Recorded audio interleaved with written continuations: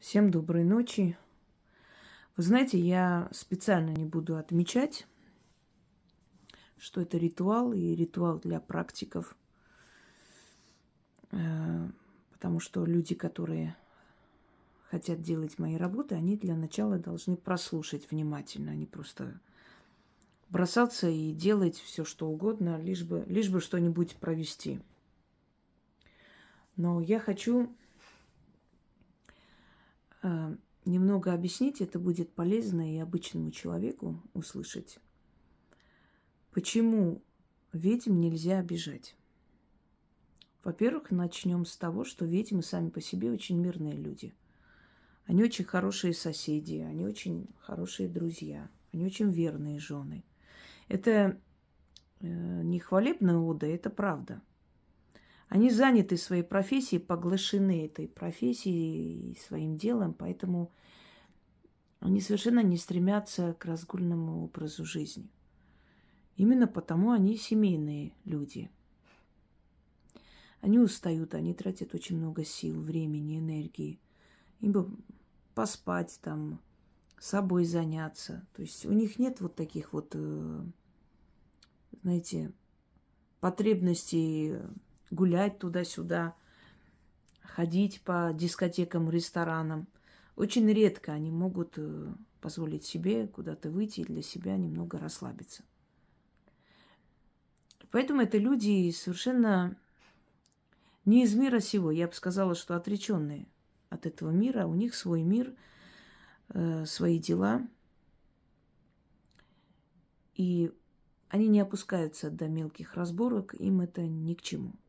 Они готовы простить, если просят у них прощения, если осознают. Они готовы отпустить и забыть обо всем и не мстить человеку. Кроме всего прочего, ведьмы никогда не нападают первыми. Они всегда защищаются. За исключением тех моментов, когда они берут покровительство над человеком.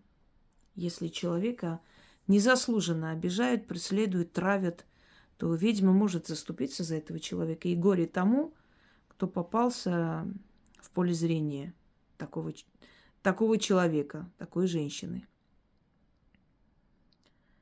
Они приходят в этот мир, проходят очень много страданий, трудностей. И через эти трудности, страдания закаляются, передают свой опыт, свои знания. Все, что через них духи хотят передать этому миру, они передают через нее. Она как сосуд, с помощью которого духи приходят в этот мир. Ведьма может быть совершенно разной. Она может быть уставшей, она может быть очень мудрой, она может быть как девчонка веселой. Вы не знаете, какую застанете в этот момент. Смотря какая сущность проходит через то пространство, через нее, одним словом. Они как мост, связующее звено. Не зря их называют проводники. Они передают волю сил людям через ее физическое тело, физический план, через ее разум, через ее речь. Говорят духи. Известные ясновидцы, известные медиумы в истории человечества,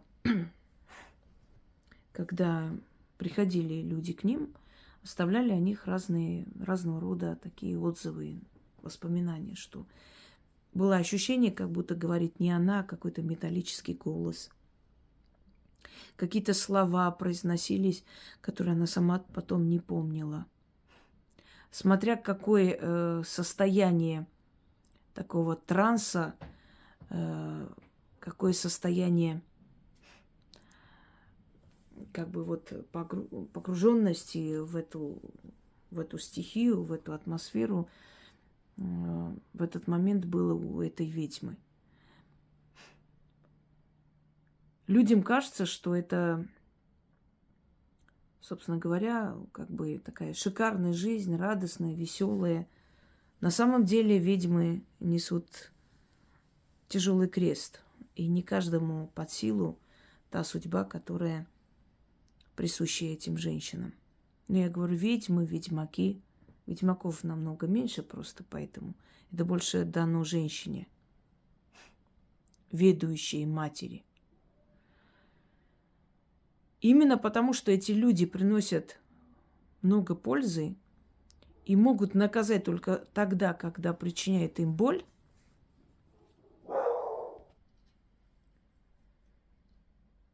именно поэтому ведьм не следует обижать. Нужно всегда помнить, что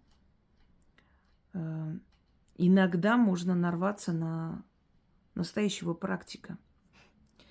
А они, в отличие от этих пустышек, не ходят в балдахине, не привлекают внимание каким-то ярким каким-то макияжем, не нацепляют на себя килограмм бижутерии и всяких там символов и знаков. Они просто обладают этой силой. И если им нужно внимание, они могут очень ярко выглядеть. Без макияжа они могут привлечь внимание окружающих к своей персоне. Если им не нужно, они могут в капюшоне там прошмыгнуть за хлебом, и никто даже не увидит, что это та самая яркая женщина, которая вчера только привлекала такое внимание всеобщее. Она будет такой, как ей нужно в данный момент выглядеть.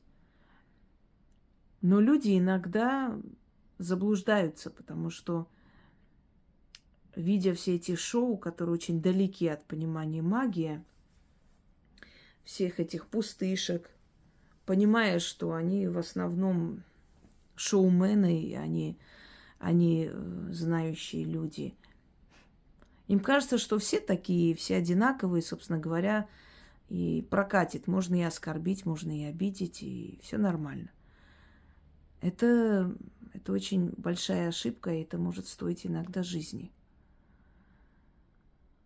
Бывали случаи, когда вот много рассказов в стародавние времена, когда обижали ведьму. Сначала приходили, просили о помощи, а потом просто как козел отпущения. Просто ни за что обидели эту женщину. И она очень жестоко мстила. На Кавказе была женщина, которая лечила, помогала, скажем так, была шептунья. И к ней шли, у нее на краю села был дом. Причем всегда ведьмы выбирают дома ближе к лесу, к краю села. Они не любят шум, они не любят компании, они не любят эти все шумные места. Им это не нравится, им нравится тишина, покой. Рядом дикие звери лесные. С ними ей комфортнее. Она, скажем так, дружит, заводит дружбу, если так можно сказать, с лесными духами, с лешим. И поэтому без страха может пройти по лесу, и никогда медведи, волки на нее не нападут. Этот человек всецело понимающий природу, язык природы. Человечество, то есть человеческое невежество, человеческая алчность, неблагодарность очень противны ей, и она уединяется, уходит подальше от всех. Ей так комфортнее жить. Это своеобразные люди, и они не совсем из мира сего, невзирая на то, что у них может быть дом, семья, дети. Но дом и семья, я вам говорила, что ей дается в принципе более зрелом возрасте, и только при условии, что она посвятит больше времени своей работе, чем семье и дому. Потому что она пришла в этот мир именно для того, чтобы отдать себя всецело служению. И мужчины не должны мешать ей. Они должны помогать ей тем, чтобы не лезть в ее дела, уважать ее труд, ее ремесло. Вот тогда будет гармония. Потому что ведьма – это Очень хорошая жена и друг. Ей не присущи мирские развлечения. У нее совершенно другой мир, что, собственно, мужчине и нравится больше всего, потому что она дома своими делами занята, никуда не стремится. И у нее нет ни желания, ни времени где-то с кем-то флиртовать, кого-то искать. Она идеальная жена. Просто к ней надо относиться хорошо, и все. Она ничего не требует. Она особо ничего у мужчины не требует, потому что все, что ей нужно, она создает сама. Знаете такое, да? Хорошую ведьму народ озолотит. Так вот, я к тому, что, естественно, у них свои характеры, они могут быть, невзирая на то, что ведьм вообще объединяет определенные общие черты характера и образ жизни во многом. В любом случае, конечно же, у каждой из них свое воспитание, своя семья, свое детство, свой мир. Но при всем этом они не враждебные люди, они не опасные люди. Если их не трогать, если их не обижать. Если к ним относиться по-человечески, они отвечают тем же. Но бывает иногда, что, зная ее ремесло, или, предположим, просто желая оскорбить человека, просто за что-то, может, за ее замечание, может быть, просто захотели посмеяться над ней, поглумиться. Всякие подонки есть в этом мире. И вот почему так бывает, что ведьму обидели, и вы такие рассказы часто слышали, что обидели ведьму, оскорбили, обозвали как-то. И она повернулась злым взглядом таким, посмотрела и ушла. И после этого в жизни начались проблемы. Или если они куда-то ехали, попали в аварию. Был такой случай, когда еще в старом Тифлисе, то есть Тбилиси, женщина шла с какой-то авоськой, несла что-то там, сам мешочек маленький. И кто-то из квартала ее, где она жила, узнал ее. Эта женщина когда-то спасла мать этого человека. Но тот был пьяный и захотел кинуть реплику в ее сторону. Мол, ты ходила к нам, а я был против, я матери говорил, что вы все такие черти тут ходите, поклоняетесь непонятно кому. Какого черта ты в мой дом заходила? И она сказала, я не хожу в дом людей, если они меня не зовут. Он продолжал ее обижать. Потом начал ее обзывать, материть. Дружки, которые стояли рядом, не отставали от него. И еще в те времена, когда вот эти фаэтоны,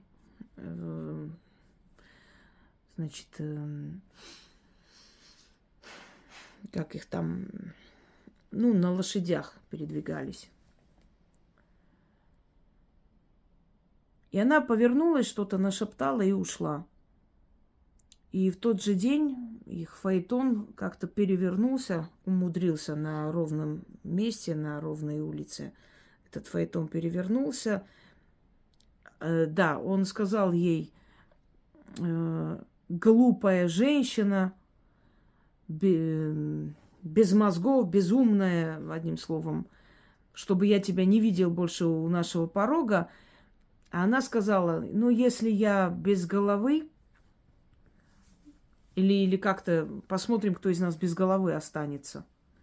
И ушла. Это просто передавали, и этот рассказ как бы до меня дошел, как-то рассказывали, что нельзя обижать таких людей. Они перевернулись, и он сломал шею, свернул. То есть, как она сказала, без головы остался. Зачастую за доброту ведьмы ее обижают. Люди хотят идти к ней за помощью, когда им нужно это нужна эта помощь и когда у них беда. Когда эта помощь оказана, они могут избегать на улице даже здороваться с ней, чтобы никто не понял, что они когда-то к ней шли. По сути, ведьмы становятся изгоем не в том смысле, в котором мы привыкли, но в любом случае. Их добротой, их знаниями пользуются, но потом не хотят это помнить. Может, потому что ведьма – это некое лекарство, которым лечит человек свою болезнь когда-то, болеющий, да, в переносном смысле, а потом уже не хочет помнить это время. Может быть, она напоминает этому человеку о трудных временах, и человек избегает с ней встречи, и вообще не хочет быть ей благодарен, не хочет помнить о ней,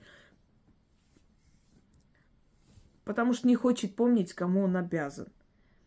Но самое интересное, что ведьмы никогда ни за кем не ходят и не напоминают о том, вот помни, что я для тебя сделала и прочее. Они всего лишь ждут просто уважения и человеческого отношения, более ничего. Но иногда люди, чтобы не быть ей обязаны, даже этого элементарного человеческого отношения и благодарности выказывать не считают нужным. И это очень омерзительно, обидно и неприятно. Так вот, друзья мои, если вы обидели человека, о котором вы ничего не знали, и после этого у вас начались аварии, какие-то страшные происшествия, то, скорее всего, вы обидели ведьму. И, скорее всего, она вам что-то сказала. Когда ведьма поворачивается, смотрит своим вот этим потусторонним взглядом, таким яростным взглядом, и что-то говорит, это очень мощный посыл, это очень сильная отрицательная энергия, которая от нее отрывается и идет следом за вами.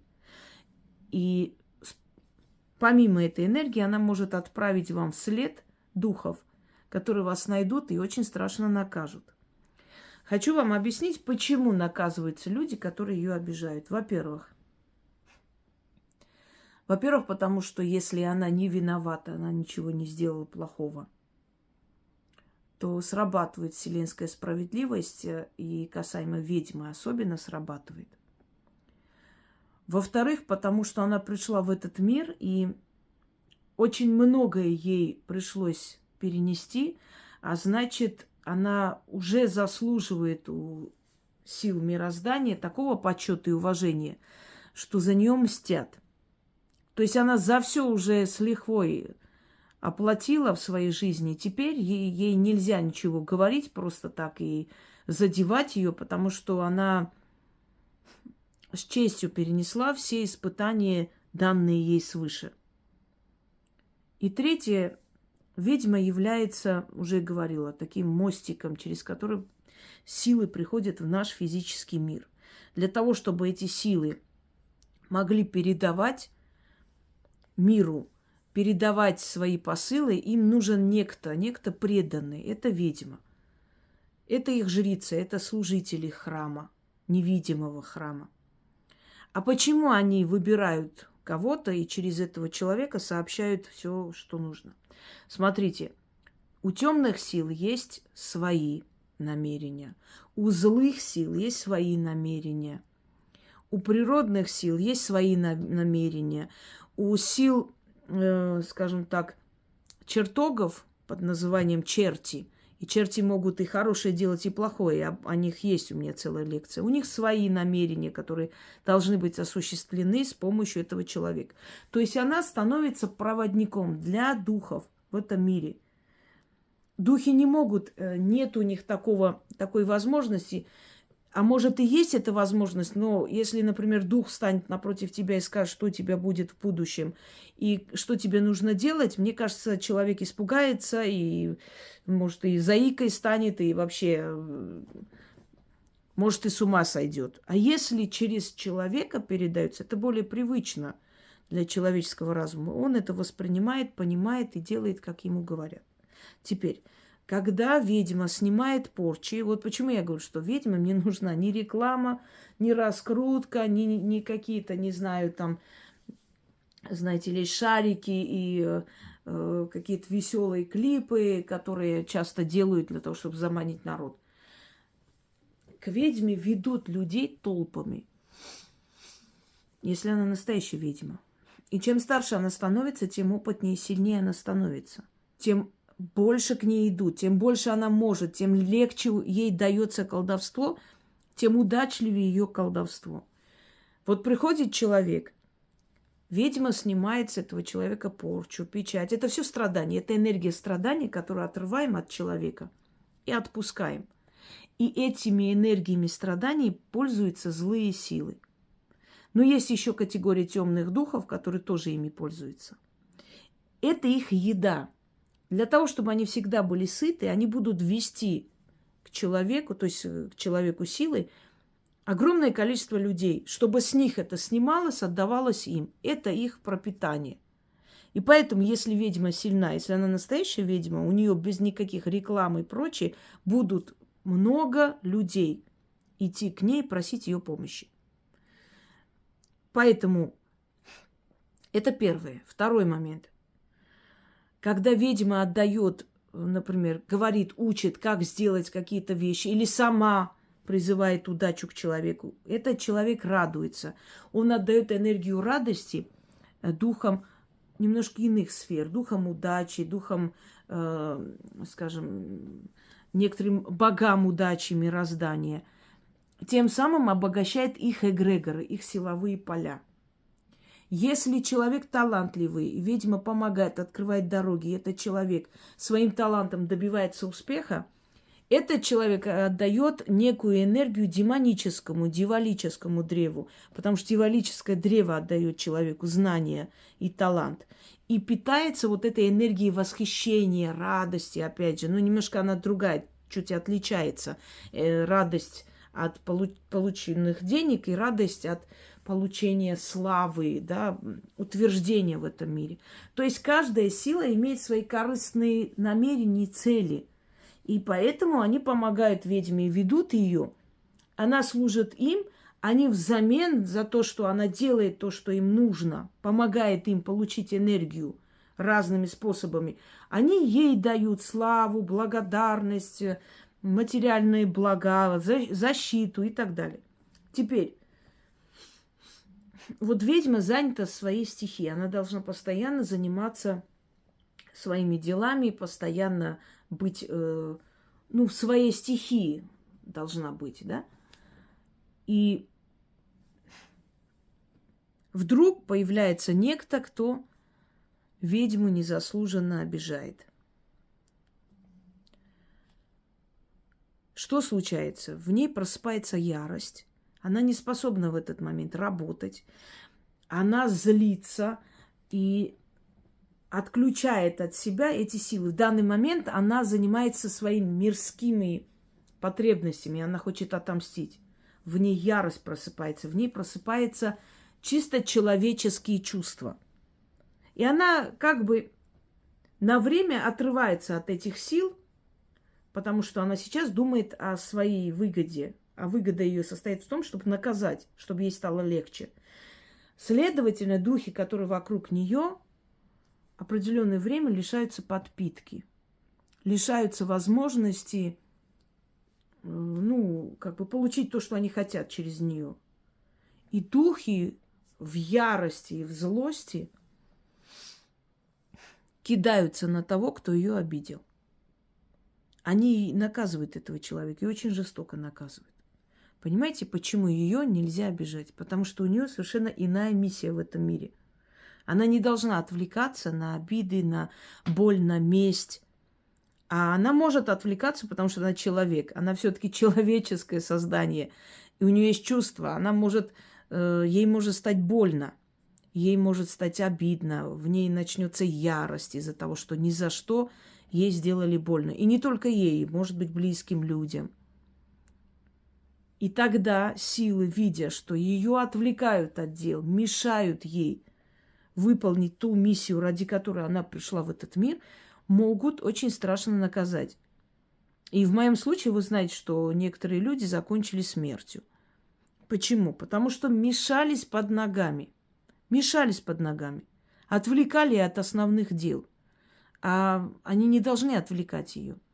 У нее настолько важная задача в этом мире. Даже после смерти у нее задача стать берегиней своего рода, взрастить из своего рода себе замену в этом мире. Потому что духом нужен еще один человек после нее, со всем ее опытом, силой, с той силой, которую она передаст перед уходом, чтобы этот человек теперь пришел, и чтобы через этого человека они имели возможность соединяться с миром людей. Люди дают подпитку их эгрегорам, люди для них очень важны.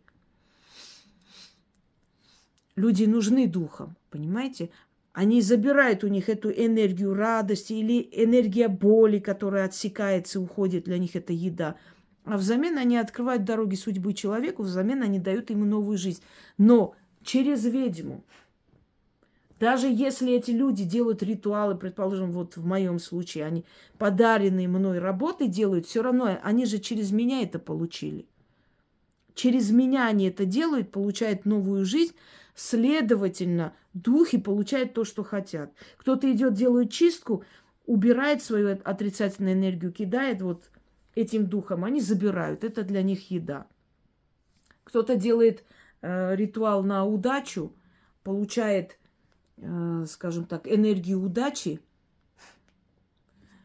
для себя и подпитывает эгрегор удачи, эгрегор сил. Смотрите, там плата за удачу, добро и зло. Потом ты раб или свободный, мои лекции. Там просто все рассказано подробно. В одной лекции сейчас вот это не рассказать. Но, впрочем, мне кажется, что я отдельно сниму именно заговор. Этот заговор, а здесь все же, наверное, оставлю просто как лекцию. Почему ведьму нельзя обижать? Потому что вы отвлекаете ее от основной ее функции. Она пришла в этот мир как проводник для духов. Духи должны через нее получить то, что хотят. У каждого свои намерения, уже объяснила. И когда кто-то ее отвлекает в сторону, то духи злятся. Это, по сути, отвлекает, отрывают у них подпитку на время. И она пока восстановится, пока она свою энергию восстановит, снова соединится с ними. Потребуется некоторое время. А они этого не любят. Они хотят все время быть с ней, все время через нее видеть мир. И мир людей, понимаете? А этот момент ярости, боли, злости, она закрывается в себе. И эти силы начинают наказывать того, кто стал причиной тому, что им вот это вот зашторили, закрыли дверь в наш мир. Они находят этого кого-то и очень страшно наказывают. Я еще раз вам говорю, ведьмы никогда первыми не начинают войну. Они мирные люди, они справедливые, они знают законы Вселенной, поэтому они подлость не сделают. Просто они так созданы. И еще помните, что сила дается разумным людям. Если бы сила была в руках подлых людей, способных мелко мстить, делать пакости, гадости, то представьте, что было бы с нашим миром. А те товарищи, то есть те бабы, которые там кому-то что-то начитывают, кидают, просто делают гадость, это не ведьмы. Это больные на голову существа, которые пользуются колдовством для того, чтобы кому-то навредить. Что-то где-то у них может получиться, потому что низменные сущности тоже приходят на помощь таким людям. Через них тоже получают какую-то энергию страдания для себя. Но расплата будет очень страшной, потому что кому не дана магия, тот не имеет права лезть в эту магию. Все же, наверное, да, заговор я отдельно сниму. Так будет лучше. Потому что некоторые боятся даже слушать заговор, предназначенный для ведьм. И правильно делают. Это сильные слова. Через себя даже пропускать не стоит. Но если услышали, ничего страшного не будет, лучше вам подальше от этого держаться. Всем удачи!